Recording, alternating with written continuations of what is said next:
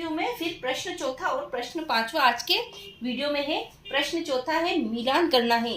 प्रश्न चौथा भोजन के बारे में है। गीता में जो भोजन बताया गया है, सात्विक, राजसिक, तामसिक आहार और योगियों के लिए वर्जित आहार, योगियों के लिए ग्राह आहार, उसका वर्णन है। यहाँ पर मिलान करना है, तो इसका सीधा मैंने आंसर लिख दिया है।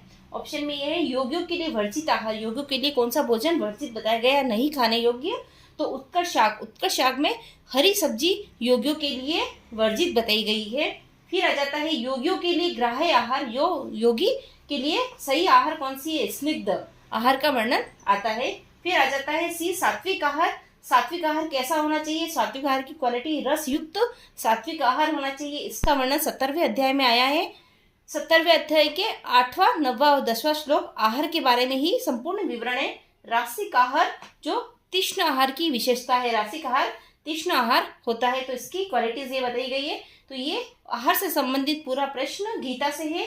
ये आपको दो जो ऊपर के हैं ये अपने कहीं भी किसी भी ग्रंथ में मिल जाएंगे, हर ग्रंथों में भी मिल जाएंगे। योगियों के लिए उत्कर्ष शाक को वर्जित बताया गया और योगियों के लिए ग्राह्य या स्निग्ध सुमधुर आहार की बात की गई है। तो ये आहार का संपूर्ण प्रश्न था।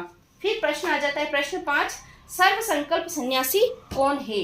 ऑप्शन में है योगारूढ़, आरुरुक्षु, युजान और प्राथमिक। तो यह प्रश्न 6ठे अध्याय से आया है। 6ठा अध्याय का आत्मसंयम योग, आत्मसंयम योग या ध्यान योग, आत्मसंयम योग नाम है इसका।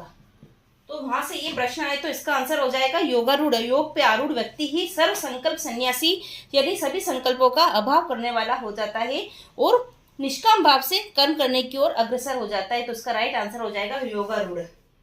6ठे अध्याय का चौथा और 5वें नंबर के श्लोक में इसका वर्णन आ जाता है।